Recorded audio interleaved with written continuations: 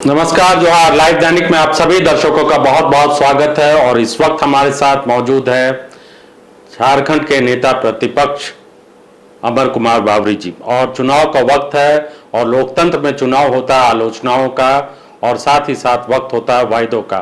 पुरानी सरकार जो जाती हुई सरकार है उसकी कमियों का और आने वाली जो सरकार है चाहे वो किसी भी दल की हो उस सरकार की क्या वायदे होंगे, रोड मैप क्या होगा, उन तमाम चीज़ों पर बातचीत करने के लिए हमारे साथ इस वक्त अमर बावरी जी। अमर बावरी जी, बहुत बहुत स्वागत है लाइव दैनिक में। सबसे पहला सवाल यही कि जो यात्रा शुरू हुई है प्रधानमंत्री की रैली के बाद, ऊर्जा अलग तरीके की नजर आ रही है बीजेपी कार्यकर्ताओं में और नेताओं में। निश्चित रूप से 2019 में जो मैंडेट मिली थी अभी वर्तमान की सरकार को, झारखंड मुक्ति मोर्चा, कांग्रेस और आरजेडी को, वो मैंडेट को इन्होंने पूरी तरह से अपमानित किया है। जो वायदे इन्होंने चुनाव में किए थे उन वायदों को इन्होंने तिरस्कार किया है। और कुल मिलाकर के पूरे झारखंड की जनता इस शासन प्रशासन से त्रस्त है और अपने लिए यह इच्छा रखती है कि यहाँ का सत्ता भी परिवर्तन हो और यहाँ की व्यवस्था का भी परिवर्तन हो।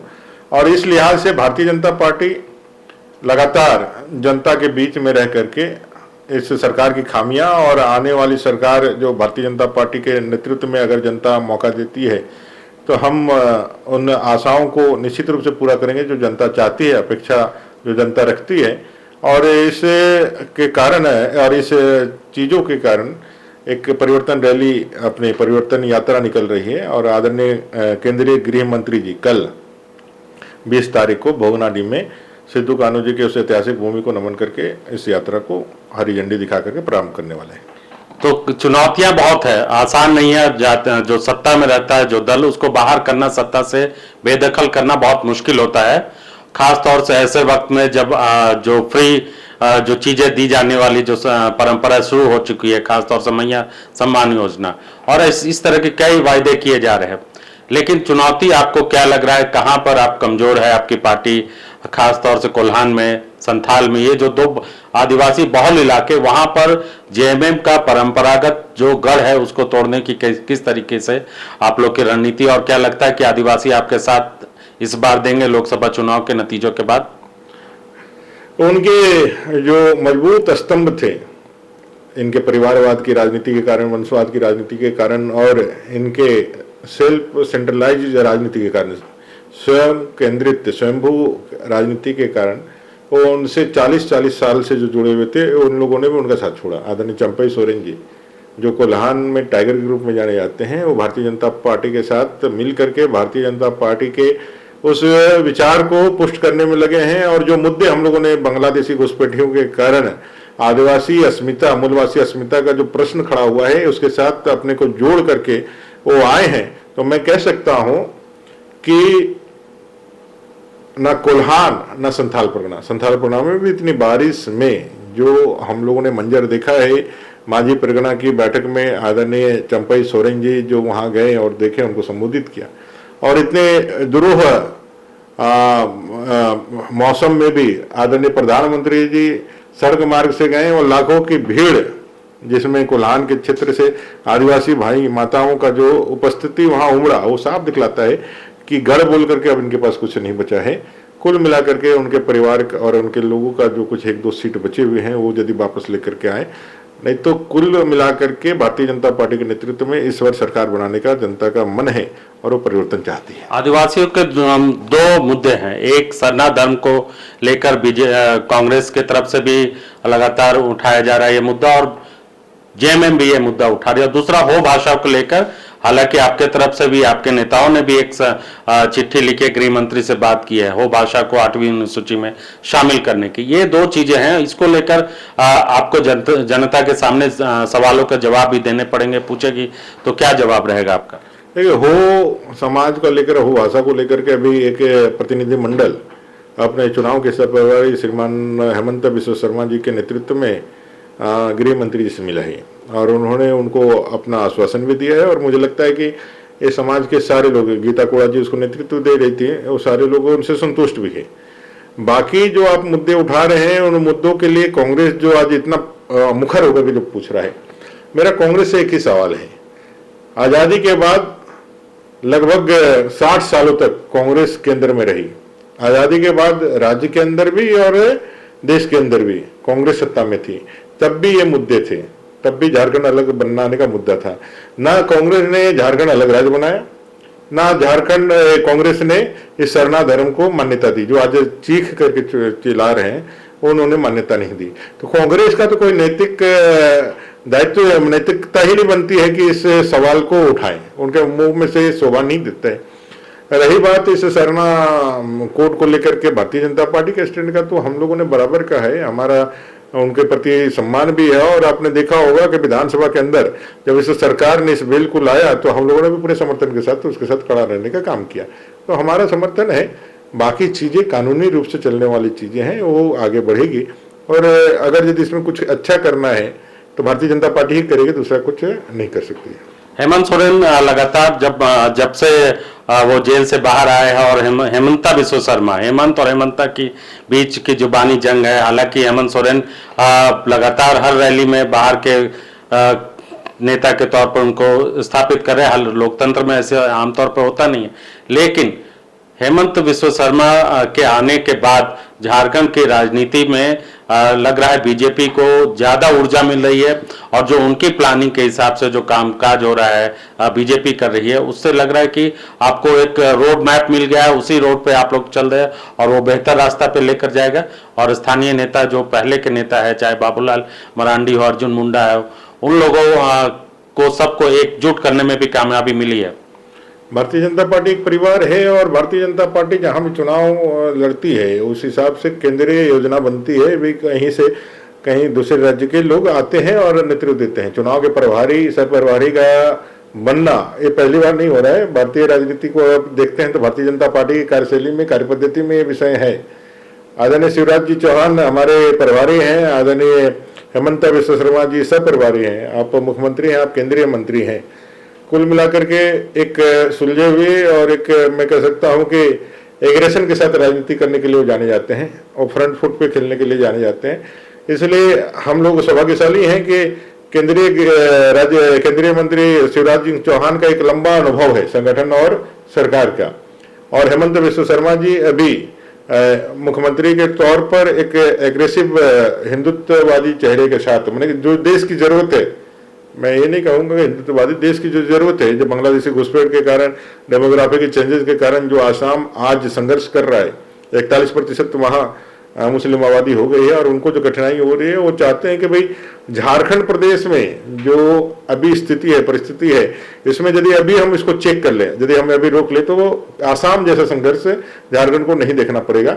इसलिए उनका अनुभव, उनका नेतृत्व और उनका मार्गदर्शन है, दोनों ही लोगों के मार्गदर्शन पर हमारा जो स्थानीय नेतृत्व है, आदरणीय बाबूलाल मरांडी जी के नेतृत्व में हम सब लोग लगे हैं, और हम पूरी ताकत के साथ एक परिवार के रूप में चुनाव में जाने वाले हैं, जहां भारतीय जनता पार्टी परिवार चुनाव लड़ेगी और जनता को इस निकृष्ट सरकार से, इस अन्यायी अत्याचारी सरकार से, इस तुष्टीकरण और भ्रष्टाचार को पोषित करने वाले सरकार से निजात दिलाने के लिए भारतीय जनता पार्टी की सरकार बनेगी। तो आपको लग रहा है ये जो आदिवासी वर्सेस मुसलमान, जो घुसपैठी मुसलमान है या बांग्लादेशी जो भी कहें उनको, वो आ रहे हैं, तो वो आपको जो आप लोग नैरेटिव सेट कर रहे हैं, उससे आदिवासी इस चीज से उनका समर्थन मिलेगा कि नहीं? बीजेपी चाहती है कि उनकी अस्मिता बची रहे, खासतौर से संथाल परगना में जो बाहर से लोग आ रहे हैं, तो उसमें जो आप लोग को जो ग्राउंड पे रिपोर्ट क्या मिल रही है कि लोग आपका समर्थन करते हुए नजर आ रहे हैं आदिवासी झारखंड के? देखिए, नैरेटिव भारतीय जनता पार्टी नहीं सेट करती है, भारतीय जनता पार्टी हकीकत बयां करती है।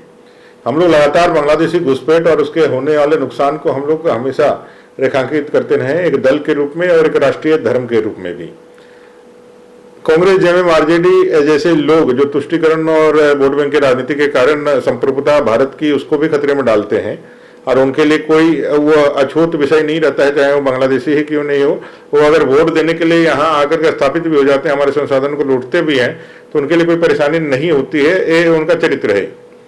हम लोग ये लगातार बोलते थे, लेकिन हमें एक सिरे से खारिज कर दिया जाता था कि वे हिंदू मुसलमान करने वाले लोग हैं।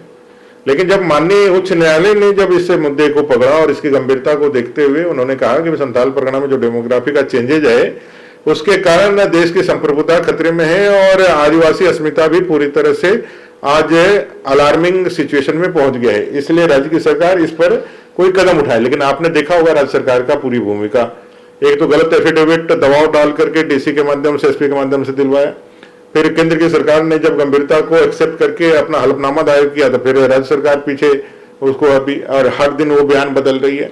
तो कुल मिलाकर के अपने तुष्टीकरण की राजनीति को खतरे में देख करके आज वो छटपटा रही है। और भारतीय जनता पार्टी का जहां तक सवाल है तो भारतीय जनता पार्टी राष्ट्र हित में, राष्ट्र धर्म निभाने के लिए कभी पीछे नहीं हटती थी। 1952 में जब हमारे पार्टी का जनसंघ का गठन हुआ था तभी हमारे संस्थापक अध्यक्ष कहते थे कि भाई हम एक देश में 2 निशान, 2 विधान और 2 संविधान नहीं चलने देंगे। तब वो कहते थे, तब दूर दूर तक ये नहीं पता था कि भाई 2014 में पूर्ण बहुमत की सरकार भारतीय जनता पार्टी की आ गई इतने सालों के बाद। लेकिन हम अपने राष्ट्रीय धर्म को निभाते थे और उस समय कहते थे जब हमको मौका मिला तो हम पूरा किए। उसी तरह से हमको वोट मिलेगा कि नहीं मिलेगा इससे ज्यादा जरूरी है कि एक खतरा है और इस खतरे से भारत को और झारखंड को विशेष करके निपटना है। इसलिए आदिवासी समाज या जनजातीय समाज हमको उस मुद्दे को लेकर के वोट देगा कि नहीं देगा ये हमारे लिए जरूरी नहीं है। हमारे लिए ये जरूरी है कि देश की संप्रभुता बची रहे, झारखंड के आदिवासी और उनके लोग, हमारे लोग बचे रहें, मूलवासी बचे रहें। इसके लिए इस मुद्दा को जनमानस तक लेके जाना और इस मुद्दे के लिए लड़ना, और सरकार आए तो इस मुद्दे को समाधान करने के लिए कानून के रास्ते राह खोजना, ये हमारे लिए बड़ा विषय है। आखिरी सवाल रहेगा, 1 नेशन 1 इलेक्शन को लेकर तरह तरह के सवाल उठ रहे हैं, लेकिन एक जो सवाल ये है जो आमतौर पे जो आम लोग पूछते हैं वो सवाल कि सरकार जैसे झारखंड में जैसे राज्य या महाराष्ट्र जैसे राज्य वहाँ हर 3 महीने में सरकारें इधर से उधर हो जाती है, गिर जाती है, उन परिस्थितियों के लिए क्या इसमें 1 नेशन 1 इलेक्शन में कुछ उपाय है, या फिर उसको लगता है वो फिर सरकार गिर जाती, अल्पमत में आ जाती तो फिर क्या होगा, इलेक्शन नहीं होगा?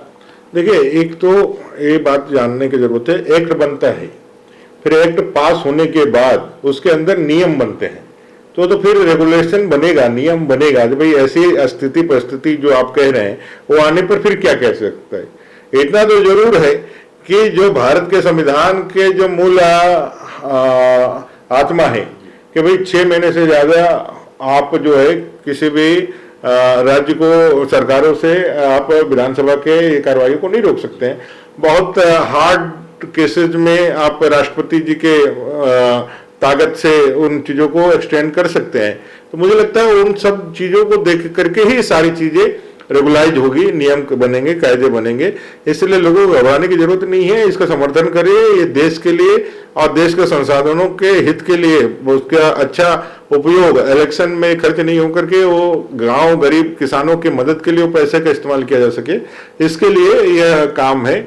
और इससे निरंतरता भी आएगी, स्थायित्व भी आएगी, और सस्टेनेबल डेवलपमेंट का जो एक कॉन्सेप्ट एक विकसित राष्ट्र के लिए हो सकता है वो भी इसके लिए जरिए हम ला सकते हैं। आखिरी सवाल, हजारीबाग में घटना जो हो रही है विश्वकर्मा पूजा के बाद, उस पर किस तरीके से राज्य सरकार की भूमिका देख रहे हैं आप?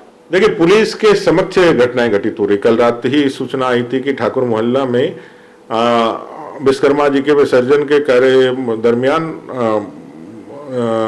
जो मुस्लिम बहुल क्षेत्र है वहां से पत्थरबाजियां हुई और उनको पूरा मारूर के घायल कर दिया। 11 से ज्यादा लोग घायल रहे और अभी भी पुलिस की उपस्थिति में वो चल रही है। उन लोगों का सीधा कहना है कि 2 दिन पहले अभी मिलाद-उन-नबी के जुलूस निकली थी, वहां शांतिपूर्ण तरीके से हो गई। और हम लोग भी देखते हैं कि पूरे झारखंड प्रदेश में कहीं भी कोई दूसरे धर्म का कोई भी त्योहार मनाया जाता है उस पर कुछ नहीं होता है, लेकिन हिंदुओं के पर्व त्योहार में लगातार किस तरह से उपद्रव किए जा रहे हैं, उसको जो है टारगेट करके किया जा रहा है। हम लोगों की लड़ाई उसी के लिए है। भारत के अंदर, धर्मनिरपेक्ष राज्य के अंदर सभी को अपने धर्म का मनाने का और उसको धूमधाम से मनाने का स्वतंत्रता हमारे संविधान ने दिया है। फिर ये मेरा मोहल्ला है, ये तेरा मोहल्ला है, ये कहाँ से आ जाता है? ये मुस्लिम बहुल मोहल्ला है इसलिए यहाँ से ये सड़क का इस्तेमाल कोई दूसरा नहीं कर सकता है, ये बातें कहाँ से आ जाती है? हम एक संप्रभु राष्ट्र है, कोई मोहल्ला संप्रभु कैसे हो सकता है? अधिनायकवादी कैसे हो सकता है? प्रश्न तो यही है। हम भारत देश के गलियों में घूमेंगे और भारत देश की गलियां चाहे मुस्लिम मोहल्ले से निकले चाहे हिंदू मोहल्ले से निकले, वो भारत की गलियां हैं और उससे हमें निकलने का, वहां से गुजरने का अधिकार भारत के संविधान ने दिया है। तो जो प्रशासन का जो एक नजर है कि मुस्लिम बहुल क्षेत्र से आप क्यों जा रहे हो, ये पूरी तरह से तुष्टीकरण को संपुट करने के लिए, उसको पुष्ट करने के लिए उनका दिया गया वक्तव्य है और अपने फेलियर को छिपाने के लिए दिया गया वक्तव्य है। इसलिए हम लोग कह रहे हैं कि राज्य की सरकार सांप्रदायिक गतिविधियों के माध्यम से अपने वोट बैंक को ही मजबूत करने और हिंदुओं को प्रताड़ित करने का काम करती है। हिंदुओं से जो नफरत है वो दिन ब दिन इनके सामने नजर आती है। माहुदी का मुहर्रम जुलूस, रामनवमी का जुलूस अभी भी खड़ा है कि भाई वो कब पार होगा। तो कुल मिलाकर के इस सरकार को मुझे लगता है कि जाना ही तय है, जाना ही चाहिए, क्योंकि ये अपना राज धर्म निभाने में पूरी तरह से विफल है।